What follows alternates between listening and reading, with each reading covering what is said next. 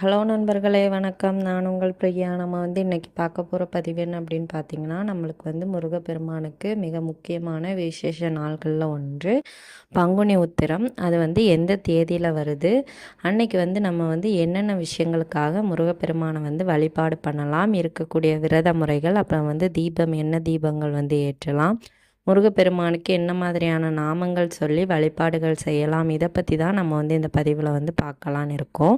அதே மாதிரி குடும்பத்தில் அதிகப்படியான பிரச்சனைகள் இருக்குது. கணவன் மனைவிக்குள்ளே ஒற்றுமையே இல்லை, கணவன் மனைவி பிரிந்திருக்கிறாங்க. ஸோ இந்த மாதிரி குடும்பம் மற்றும் திருமணம் சம்பந்தமான பிரச்சனைகளுக்கு இந்த பங்குனி உத்திர திருநாள் மிகவும் முக்கியமானதாக சொல்லப்படுது. ஸோ அதுக்கும் நம்ம என்னென்ன செய்யலாங்கிறத பற்றி தான் நம்ம இந்த பதிவில் பார்க்கலான்னு இருக்கோம். நீங்கள் இந்த பதிவை பார்க்கக்கூடிய முருக பக்தர்களாக இருந்தீங்க அப்படின்னா மறக்காமல் ஓம் சரவணபவா போற்றிங்கிறத நம்மளோட கமெண்ட் பாக்ஸில் கமெண்ட் பண்ணுங்கள். அதே மாதிரி நம்மளோட சேனலை சப்ஸ்கிரைப் பண்ணி நம்ம சேனலுக்கு சப்போர்ட் பண்ணுங்கள். இப்போ வாங்க நம்ம பதிவுக்குள்ளே போகலாம். ஸோ இந்த பங்குனி உத்திர திருநாள் எதனால் கொண்டாடுறாங்க அப்படின்னு பார்த்தீங்கன்னா, முருகப்பெருமானுக்கு வீட்டில் பெற்றோர்களால் பார்க்கப்பட்ட பெண் தேவயானை. ஸோ அவங்களுக்கும் திருமணம் நடந்த அந்த மகிழ்ச்சிகரமான திருநாளை தான் அந்த பங்குனி உத்திர திருநாள் அப்படின்னு சொல்கிறாங்க. அன்னைக்கு அந்த உத்திர நட்சத்திரம் இருக்கிறதுனால அவங்களுக்கு அது திருமண நாளாகவும் சொல்லப்படுது. அன்னைக்கு தான் சிவபெருமானுக்கும் பார்வதி தேவிக்கும் திருமணமான நாள். அதே மாதிரி ராமன் சீதைக்கும் திருமணமான நாள். இப்படி பலவிதமான தெய்வங்களுக்கு திருமண நாளாக இந்த பங்குனி உத்திர திருநாள் கொண்டாடப்படுது. அன்னைக்கு முருகப்பெருமான் மிகவும் மகிழ்ச்சியாக இருந்ததாகவும் புராணங்களில் சொல்லப்பட்டிருக்கு. முருகப்பெருமான் தேவயானையை திருமணம் முடித்த நாள் தான் இந்த பங்குனி உத்திர திருநாள்.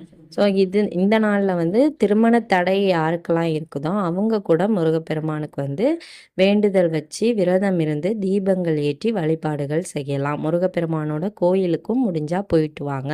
அதே மாதிரி குடும்பத்தில் கணவன் மனைவிக்குள்ளே பிரச்சனை இருக்குது அப்படிங்கிறவங்க கூட நீங்கள் இந்த விஷயங்களை செய்யலாம்.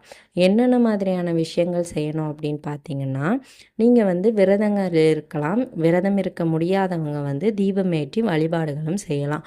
பங்குனி உத்திரம் நம்மளுக்கு என்னைக்கு இருக்குது அப்படின்னு பார்த்தீங்கன்னா, அடுத்த மாதம் ஏப்ரல் 11ஆம் தேதி வெள்ளிக்கிழமை நம்மளுக்கு பங்குனி உத்திர திருநாளாக சொல்லப்படுது. ஆனால் இந்த உத்திர நட்சத்திரம் எப்போ தொடங்குது அப்படின்னு பார்த்தீங்கன்னா, ஏப்ரல் 10ஆம் தேதி வியாழக்கிழமை மத்தியானம் 2:07 மணிக்கு தொடங்குது.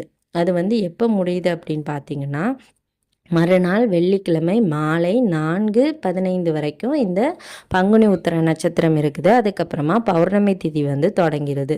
ஸோ உங்களுக்கு முருகப்பெருமானுக்கு விரதம் இருக்கணும்னு நினைக்கிறவங்க நீங்கள் உங்களுக்கு டவுட் இருக்கும், வியாழக்கிழமை இருக்கணுமா இல்லை வெள்ளிக்கிழமை இருக்கணுமான்னு.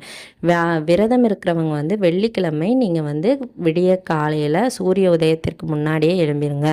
இந்த பங்குனி உத்திரத்திற்கு விரதம் இருப்பவர்களும் சரி, எந்த தெய்வங்களுக்கு விரதம் இருப்பவர்களாக இருந்தாலும் சரி, நீங்கள் கண்டிப்பாக சூரிய உதயத்திற்கு முன்னாடியே எழும்பி காலையிலே குளித்து சூரிய உதயத்திற்கு முன்னாடியே தெய்வ வழிபாடுகள்லாம் செய்ய ஆரம்பிச்சிடணும். முருகப்பெருமானுக்கு அன்னைக்கு உங்களுக்கு என்ன மாதிரியான தீபங்கள் ஏற்றணும்னு தோணுதோ அந்த தீபத்தை ஏற்றி நீங்கள் வழிபாடுகள் செய்யலாம். நம்ம இன்னும் என்னென்ன தீபங்கள்லாம் ஏற்றலாங்கிறத பற்றி அடுத்தடுத்த பதிவுகளில் நான் உங்களுக்கு தெளிவாக சொல்கிறேன். ஸோ நீங்கள் அன்னைக்கு காலையில் எழும்பி குளிச்சுட்டு முருகப்பெருமானுக்கு தீபங்கள் ஏற்றுங்க. விரதம் இருக்கணும்னு நினைக்கிறவங்க நீங்கள் ஒரு வேளைக்கான உணவு மட்டும் எடுக்காமல் விரதம் இருங்க. அப்படி என்னால் அதை கூட செய்ய முடியாது அப்படிங்கிறவங்க தாராளமாக சாப்பிடலாம், ஒன்றும் பிரச்சனை கிடையாது. ஒரு நேரம் மட்டும் சாப்பிடுங்க. அப்புறமா நீங்கள் பால் பழம் அந்த மாதிரி எடுத்துகிட்டு கூட விரதம் இருக்கலாம். அப்போ உடம்பு டயர்ட் ஆகாது. அதிகப்படியாக தண்ணீர் குடிங்க. ஏன்னா நீர் சத்து குறைந்தது அப்படின்னா கண்டிப்பாக உங்களுக்கு தலைவலி, மயக்கம் இந்த மாதிரி பிரச்சனைகள்லாம் வரும். ஸோ அதனால் நீங்கள் அதை மட்டும் விட்டுட்டு நீங்கள் தண்ணீர் அதிகமாக குடிங்க. அதே போல் பால் பழம் சாப்பிடுங்க. அப்போ உங்கள் விரதத்திற்கு இது ரொம்பவும் உபயோகமாக இருக்கும். அதே மாதிரி அன்னைக்கு செவ்வரளி மலர்கள் இல்லை மல்லிகை பூவு, அப்புறம் பன்னீர் ரோஜா, இந்த மாதிரி வாசனை நிறைந்த பூக்களால் முருகப்பெருமானுக்கு அலங்காரம் பண்ணுங்க. அப்படி கிடைக்கல அப்படின்னா சிவப்பு நிற ரோஜா, செவ்வரளி அந்த மாதிரி சிவப்பு நிறத்தில் இருக்கக்கூடிய மலர்களை கொண்டு நீங்கள் வந்து முருகப்பெருமானை அலங்காரம் பண்ணுங்க. அதே மாதிரி நீங்கள் வந்து வேல் வழிபாடு, சிலை வழிபாடு பண்ணுறவங்களா இருந்தீங்க அப்படின்னா கட்டாயமாக அன்னைக்கு வந்து நீங்கள் வந்து முருகப்பெருமானுக்கு வந்து ஏதாச்சும் ஒரு அபிஷேகமாவது பண்ணணும். 3 அபிஷேகம் பண்ணலாம், 5, 7 இப்படி ஒற்றைப்படையில் நீங்கள் வந்து கண்டிப்பாக அபிஷேகம் பண்ணியிருக்கணும். திருமணம் ஆனவர்கள் வந்து கணவன் மனைவிக்குள்ளே ஒற்றுமையே இல்லாமல் இருக்கிறீங்க, கணவன் மனைவி பிரிஞ்சிருக்கிறீங்க, டிவோர்ஸ் வாங்க போகிறேன்னு இருக்கிறீங்க, அப்படிங்கிறவங்க கூட யாருக்காச்சும் ஒரு ஆளுக்காச்சும் அவங்க கூட சேர்ந்து வாழணும்னு விருப்பம் இருக்கும். ஸோ உங்களோட வேண்டுதல் என்னவோ, உங்களோட விருப்பம் என்னவோ முருகப்பெருமான்கிட்ட தெளிவாக அதை வந்து உங்களுக்கு சொல்ல முடியலை அப்படின்னா ஒரு பேப்பர் எடுத்து எழுதுங்க. ஓ முருகா துணைன்னு போட்டுட்டு உங்களோட என்னென்ன கஷ்டம் இருக்கோ அதை அந்த பேப்பர் ஃபுல்லாக எழுதுங்க. எழுதிட்டு ஒரு 6 ரூபாய் நாணயம் வைத்து கொண்டு போய் உங்கள் வீட்டு பக்கத்தில் ஏதாச்சும் முருகர் கோயில் இருக்குது அப்படின்னாலும் கூட அதில் கொண்டு உண்டியலில் கொண்டு போய் போட்டுருங்க. கண்டிப்பாக உங்களோட பிரச்சனைகள் வந்து தீர்ந்துடும். அடுத்த பங்குனி உத்திரத்திற்குள்ளே நீங்கள் வந்து கண்டிப்பாக சேருவீங்க. மன கஷ்டங்கள் இருந்தாலும் சரி, உங்களுக்கு வந்து மனக்குழப்பங்கள் இருந்தாலும் சரி, நீங்கள் வந்து இந்த பங்குனி உத்திர திருநாளில் வந்து கண்டிப்பாக கணவன் மனைவி சேரணும்னு நினச்சி இருக்கிறவங்க வந்து இதை வந்து தாராளமாக செஞ்சு பார்க்கலாம். ஒரு விஷயமும் கிடையாதுங்க. கண்டிப்பாக மனிதர்கள் உதவாட்டி கூட கண்டிப்பாக நம்மளுக்கு வந்து தெய்வங்கள் வந்து உதவுவாங்க. இது வந்து இந்த பங்குனி உத்திர திருநாளில் வந்து நீங்கள் வந்து இந்த திருமண பந்தத்திற்காக நீங்கள் வந்து விரதம் இருந்து உங்களோட வேண்டுதல்களை வந்து முருகப்பெருமான் கிட்ட கேட்குறீங்க அப்படின்னா கட்டாயமாக அவங்க வந்து நிறைவேற்றி தருவாங்க. நம்பிக்கையோடு செஞ்சு பாருங்கள், கண்டிப்பாக நடக்கும். அன்னைக்கு வந்து நீங்கள் வந்து சொல்ல வேண்டிய திருநாமம் என்ன அப்படின்னு பார்த்தீங்கன்னா, ஓம் முருகப்பெருமானே போற்றிங்கிறத வந்து சொல்லுங்க.